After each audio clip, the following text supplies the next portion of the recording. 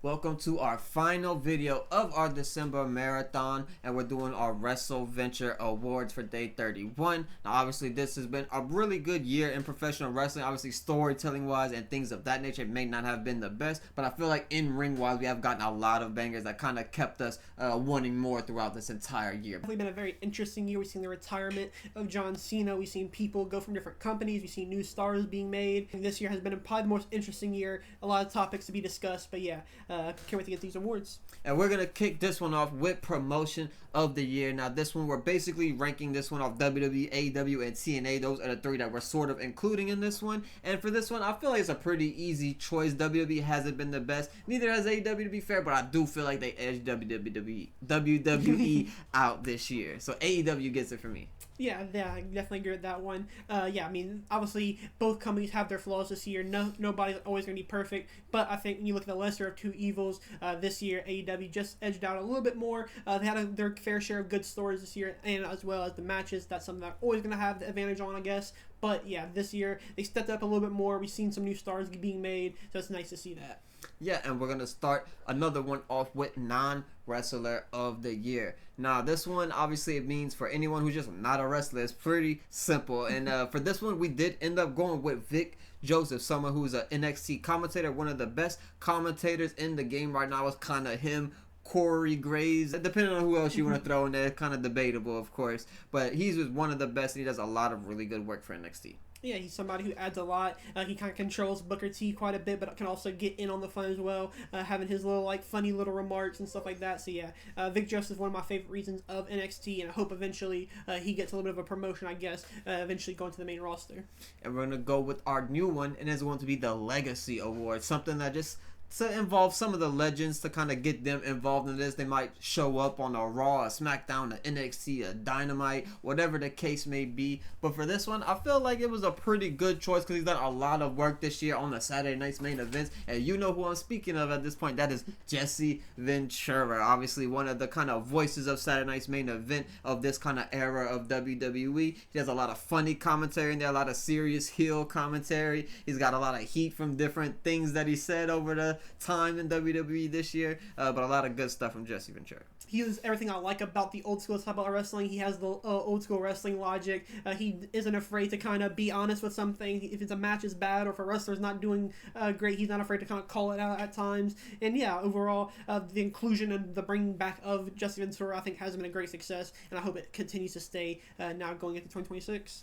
And we're going to go with another big award here. That's going to be the underrated match of the year. Now, there is a ton of matches to go through for this one. There's a lot of ways you could go about this one. What is underrated kind of depends on how you look at it in a lot of different ways. But the way that we went for it is the best match that no one really talks about. And the best match that no one really talks about is going to be Stephanie McCurry versus Julia at Roadblock. A lot of really cool moments from this match. Probably the biggest highlight of this is going to be Stephanie McCurry going for her spiral tap into Julia, catching her into a triangle. Just one of the craziest kind of things that you could kind of watch on TV, seeing something crazy as that happen. Yeah, these two are always very good in the ring with each other, and they obviously have that chemistry with one another. And this was another time where they proved that once again. And yeah, this was one, like you said, doesn't get talked about as much. Obviously, that could just because it's at the very start of the year. But as this one, I think definitely deserves some more recognition going into next year now, and ones that we should remember. We talked about underrated match. Now we're going to go into underrated wrestler. Now this is going to be someone who put in a lot of work, maybe had a lot of matches, a lot of good matches. Maybe they had one big moment to kind of carry them throughout the year, to kind of lead them to this award. But the person that we ended up going to is someone from TNA, and that's going to be Dani Luna, one of the best female wrestlers in the entire world. She does a lot of really good stuff. She's very young, hasn't really had the success in TNA, at least that we really would like to see her have, but I do think that will change very soon in 2026. Yeah, she's somebody who I believe has world champion material in pretty much any company she ends up falling into. Unfortunately, TNA hasn't done her justice that I think she deserves. Like I said, she deserves a world champion. Unfortunately, isn't there yet. But in the tag team division, she did have success at the start of the year. And yeah, I think going into next year, she should be a top player in TNA. Hopefully, if she does is able to stay in TNA, she is the next big face of the women's division. And we're going to most improved now in this one. I'm just going to say it simply, it is Trick Williams. He is someone who, at the start of the year and even last year, people were kind of saying, he's sort of just an entrance. His matches don't really live up to the hype or anything. However, this year, I feel like he turned those around. And I'm not saying he's out there being AJ Styles or Will Ospreay or anything of that nature, but Trick Williams has improved a ton this year. Yeah, I mean, he's somebody who last year he was like a guy who had good matches with good wrestlers, but this year he's had good matches with some guys who are not as good, and he's the one who's kind of carrying the match himself now, which I think is a big role to kind of step up to and be able to do that in NXT. I think will be a great trait to have when he does eventually get caught up to the main roster. And yeah, he's somebody who kind of solidified himself as a guy who's going to be at the top in WWE in the next upcoming years. Yeah, I mean, he's had matches with Obafemi, Javon Evans, and Mike Santana are probably his 3 best matches. And I think there's a lot more for him to do, especially now that we're starting to see him on SmackDown. But we're going to go to our next one. That's going to be the best babyface of the year. And this one, I feel like it's pretty easy, but you definitely could go a lot of different directions. But we ended up going with Io Sky. Yeah, Io Sky. She's one of the people that whenever you see her, it's always a smile on your face. She's somebody who, when you think of a baby face, she is the perfect example of that. And yeah, she's been able to kind of translate everything, not only literally translate, but kind of get on over the fans. Last year, she was somebody who everybody knew was one of the most skilled women, but she kind of got more of a personality this year and just did that very well. So yeah, great year from Io Sky overall. And we're going to the vice versa of that with the best heel of the year. And this one is another plain and simple one because I feel like the last pay-per-view from WWE really solidified this, and it's going to be Gunther. After his retirement of Goldberg, after him beating the hell out of Pat McAfee, and then the retirement of John Cena, I feel like he sort of deserved that after the amount of heat that he got after that John Cena match. We haven't really seen fans kind of carry or kind of take over a match like that where it was like, okay, do we have to worry about Gunther's safety in this moment right now? Because there's a lot of fans surrounding him and hollering at him, and they're really mad right now. But a lot of really good stuff from Gunther taking over this year. Yeah, he's the one guy who kind of gets a real heat and isn't getting like fake heat just because we do really enjoy him. He's somebody who, when the start of the year with Jey Uso, he was still getting a lot of huge moments. And yeah, when you talk about heels, he's somebody who's really played up to that very well. Yeah, you definitely could go Dominic Mysterio or something like that. But I do feel like Gunther kind of solidified it with that final match with John Cena. He is definitely the biggest heel in professional wrestling at this very moment. But we are going to move on to the best return/debut. And we simply went with one that is pretty easy because it's the biggest name to return in 2025. A legend to return in 2025. And that is AJ Lee. Yeah, this is one that obviously is probably be a very famous pick among a lot of people. But yeah, like I said, the one that we never thought would finally happen, it eventually happened. And yeah, made for a cool moment, made for a great match. That match itself being a match that, first time wrestling in over 15 years, is something that isn't very easy to do. And she had a great performance. Yeah, I mean, it meant a lot to the fans. You've seen fans crying when she came out. I know CM Punk was very happy. Bayley, Roxanne Perez, there's a million people who was very happy to see AJ Lee back in action. But we're going to our workhorse of the year, and this is gonna go to Bandito, someone who went crazy all over the world this year, basically put on great matches with just about everyone. And yeah, he's definitely someone who put his name in that bucket of people who's like, all right, who's the best wrestler of the year? You kind of have to include Bandito in that. Maybe not the top tier, but the one just below that, I think, is where Bandito sits. Yeah, he's a man who's had amazing matches in every single division, whether that be in singles, tag team. I'm sure he's had amazing trios matches. I'm sure he's had great 8-man tags as well. And yeah, this guy has improved so much, and I'm glad that he's finally getting recognition among pretty much everybody in AEW now. And he's somebody who I think deserves some type of singles gold in AEW next year. And we're going to the best match of the year, WWE, AEW, any company around the world, of course, for this entire list. And the one that wins this one is easily going to be Mariah May and Toni Storm at Revolution in AEW. One of the best matches we've seen, one of the best pay-per-views that we've seen, and it was just really good stuff all around from the women this night. Yeah, just one of the greatest performances I think we've seen. The storytelling within the match was amazing. The actual action itself was also great. And yeah, everything in between with an amazing finish. The visuals from it at the end. Some of that was going to be talked about for a while, I think. And yeah, we did a lot of talking about it this year for great reasons. Yeah, we talked about Hollywood ending. So now let's talk about the pay-per-view it was on, because we're talking the best pay-per-view of the year. And it's going to Revolution, which of course held that Mariah May and Toni Storm match, but also held that Kyle Fletcher and Will Ospreay steel cage match, as well as a slew of other amazing matches. So yeah, what do you think of Revolution becoming the best pay-per-view of the year? Yeah, I mean, when you talk about just a laundry list of just amazing matches, this is probably the one that just has the most of those. Like you said, you have so many huge names on that match. I think Ricochet and Swerve Strickland had a match, or you had Hangman and MJF, I believe, as well. So yeah, you had Takeshita and Kenny Omega, Okada, Brody King. Yeah, just a laundry list of amazing talent and just amazing matches all around. Yeah, I think that was a pretty easy choice to make, considering it was our match of the year, and then another match of the year contender was on there. A lot of really good stuff from Revolution this year. But we're going to our best moment of the year award, and this one is pretty simple and pretty easy once again. That was going to be the John Cena heel turn. Obviously, the heel turn heard around the world with John Cena, The Rock, and Travis Scott, I guess. But yeah, the crazy moment of them turning on Cody Rhodes at the end of Elimination Chamber was just one of the most crazy moments that we've seen in professional wrestling, because we never thought we would ever see the day of John Cena being a heel, especially in that way. Yeah, I mean, I think what really makes this moment even more special that it wasn't kind of spoiled either. A lot of times when you have these big stories that kind of get leaked or get hinted at, that this might happen, but complete surprise, complete 180, and to finally see, like you said, Cena turn heel for the first time in so many years was a great sight to see. We're going to the best rivalry of the year. We're going back to AEW here, and we're going back to the same match because it's Toni Storm and Mariah May put on one of the best matches, one of the best stories. Everything about this was definitely a perfect kind of surrounding for AEW, Mariah May, and Toni Storm. To start the year off for AEW, to kind of kick it off in a direction of like, we are the best wrestling company in the world. We put on the best matches in the world, and here's two of our best women who's going to put on a match that's better than the main event of the night.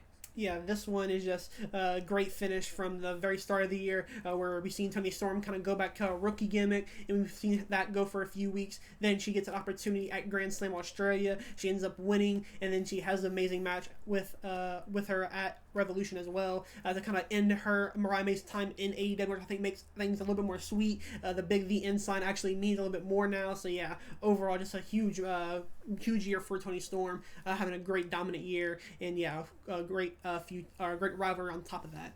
And we're going to best story of the year. A nice story that kind of captivated everyone while watching it throughout the year. And there was a lot of choices to go through. Obviously, there's John Cena, there's AJ Styles, there's Rhea Ripley, Io Sky. There's a ton of places you could go, but the one that we ended up going was Hangman Adam Page in AEW. Obviously, he started the year off kind of feuding with Swerve Strickland, and there was that big thing between them. Then they came together, they were friends, and then Will Ospreay came in, tried to help him out to win that world title. Then he finally does win that world title in a huge moment at All In. Unfortunately, he did lose it sort of quickly, but the moment of him winning and continuing that story even till today, right after World's End, I think it was a perfect story. Yeah, to do everything he's done to Swerve, and to kind of see what the route he was going down over those few weeks, pretty much retiring Christopher Daniels, having those matches with Jeff Jarrett, kind of destroying him, and yeah, to eventually get here, to now being the biggest babyface in the company, beating the biggest heel, was a great story for Hangman and Page. The redemption of him was one of the best stories they've told this year. Yeah, we're going to breakout star, and this guy bounced right into this award because that is Javon Evans. He did a lot of amazing work this year. I feel like he won everyone over. If you watch Javon Evans, you cannot say anything negative about this man. He does a lot of good stuff on the mic, in the ring, on Twitter. Probably the best tweet of the year with his crackhead comment to Tony Storm, or Tony Khan, sorry. But yeah, Javon Evans, breakout star of the year. Yeah, he did this without any huge accomplishments this year, no titles. So yeah, a very good year from Javon, proving that he'll be at the very top very soon on the main roster. So yeah, Javon kind of just proving that he has all the traits. He has stuff that, guys that have been in wrestling for multiple years longer than him, that he has got already. So yeah, he's going to be the future of WWE, and it's kind of shows you why in his wrestling. We're going to best on the mic, and we're going back to AEW with this one because we have Toni Storm winning this one. Obviously, one of the best promos in the game, best women wrestlers in the game, one of the best characters in the game. But Toni Storm is a person who could win all the women awards. But yeah, this is the one that she won this year. Yeah, from the very start, like I mentioned earlier, with Mariah May to when she had her feud with Athena to some of their Mercedes promos as well. Every single time she has some type of funny remark that's going to get kind of be the big moment of the feud. So yeah, Toni Storm knows how to make her moments, knows how to choose her words correctly to make huge moments. And someone who tore the ring up this year with every single person that he came involved with, that is going to be Kyle Fletcher with the Best in Ring award. Now, obviously, he started this year off with this kind of thing where Will Ospreay was like, I can't keep up with you. I don't care what you say, and maybe I haven't been able to beat you yet, but now's the time where I can. And I don't think we've seen him defeat him yet, unfortunately, but that is looming around the corner once Will Ospreay returns, because Kyle Fletcher is someone who proved himself where I was like, I wasn't necessarily low on him, but I was kind of like middle of the pack guy. He's pretty good, but this year he definitely proved himself to be one of the best wrestlers in the world and nowhere near the middle of the pack. Yeah, I think if you were to look at his match list and then see the ratings that he gets from either Dave or just a community of people, he is somebody that looks like an Ospreay type of year from the match with Ospreay himself. Then you have the match with Hangman. The Mark Briscoe matches are really fun, and just everything that we've seen from Kyle Fletcher this year has been amazing. And I'm glad that he's finally got this big opportunity, because we knew last year that he was up there, and yeah, this year just proved it. And we're going with the top 3 awards from this year, and that is the Tag Team of the Year. And for this one, there was a kind of, not a ton of choices to go through, but there was one that stood out, and that is going to be Bro Dito. Yeah, when you talk about just the best list of the matches as a tag team, I think this team just sticks out among pretty much every other team. Obviously, there's teams like Fraxium that you could say had a great list of matches, but I think Bro Dito has them beat. The match with Takeshi and Okada is probably my favorite tag team match this year from them. And yeah, overall, just a great year. The evolution and kind of rise of fame from Bandito in particular has also been a great story to follow along as well. Yeah, obviously easy picks are always going to be the Young Bucks and FTR, maybe the Street Profits, maybe Motor City, whoever the case may be. But I do feel like Bro Dito is someone who came together as a random tag team, 2 people who never really met each other before, likely, and now they're a tag team together and put on some of the best matches that we've seen. So shout out to Bro Dito for doing that.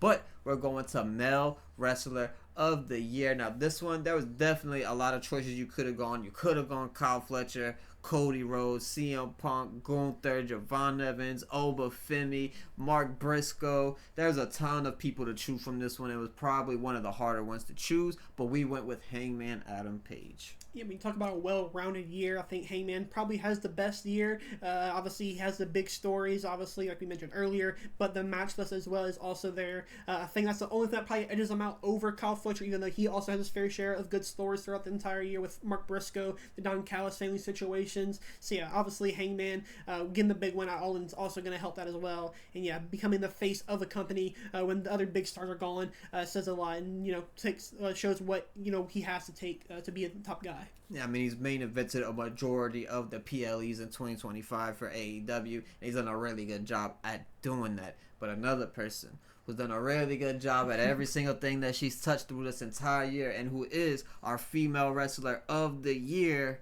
is Io Sky. Now, this one, it wasn't too hard of a choice, but there was a little bit of competition in terms of Mercedes Moné. She's obviously a person who's always going to be at the top of every single women's division you could possibly make, and it was a pretty hard choice to make, but we did edge it off with Io Sky.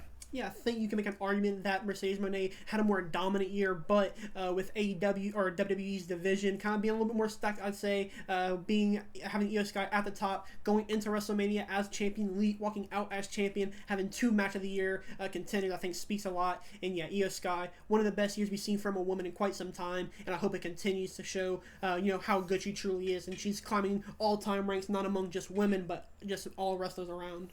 Yeah, I mean, Io Sky is someone who won everyone over. The reactions that she gets this year is unlike any other reaction that a lot of women get on the roster outside of like a Rhea Ripley and like a Charlotte Flair or something like that. But yeah, she's definitely inserted herself in the main event scene of the women's division. She is one of the best wrestlers in the world, and this year she has had matches with Rhea Ripley. She had probably 4 matches with Rhea Ripley this year and defeated her every single time, including at WrestleMania, including at Evolution.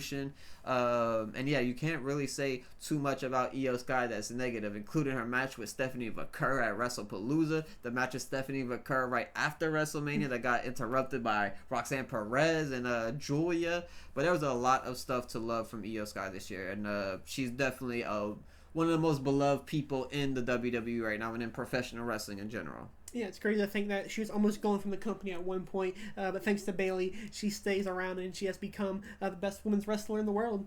But yeah.